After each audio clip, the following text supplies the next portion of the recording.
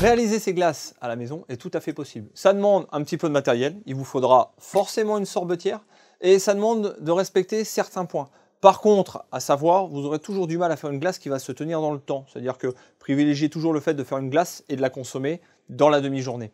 Pour réaliser une glace, on commence par réaliser une crème anglaise. Une crème anglaise, la différence avec une crème classique, c'est qu'on va lui additionner un tout petit peu de miel, ce qui va éviter qu'elle cristallise un peu trop lorsqu'on va la refroidir. Je commence par la vanille. Je prends la vanille, je l'ouvre en deux, je récupère toutes les petites graines à l'intérieur. Dans une casserole, je mets à chauffer les gousses de vanille, la crème, le lait, et j'ajoute le miel. Dans un bol, je clarifie mes œufs pour ne récupérer que les jaunes.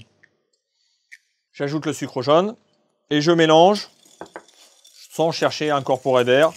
Lorsque mon lait bout, je le verse sur les œufs. Je mélange correctement et je mets mon mélange à recuire dans la casserole. Je cuis la crème anglaise jusqu'à la température de 84 degrés. Attention, trop cuite, la texture sera grainée et donc désagréable. Pas assez cuite, elle se conservera mal et va donner des petits cristaux de glace. Je filtre ma crème pour récupérer les gousses. Lorsque ma crème anglaise est prête, mon objectif, la refroidir le plus rapidement possible. Je prends un grand bol avec des glaçons et je la mets dedans de manière à vraiment arriver à la refroidir à cœur, 6 à 10 degrés à peu près, en moins d'une heure. Une fois que je vais atteindre cette température, je vais réaliser ce que j'appelle la maturation.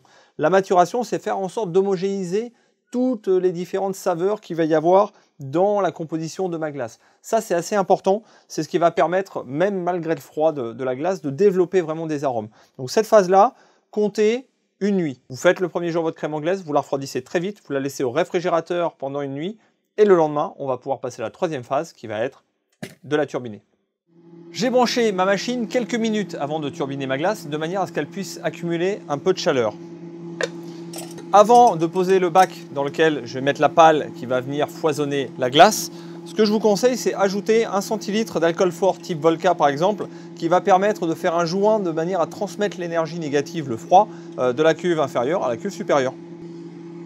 Je mets ma glace qui a maturé toute une nuit et je mets à tourner. Selon le type d'appareil, comptez entre un quart d'heure et une demi-heure.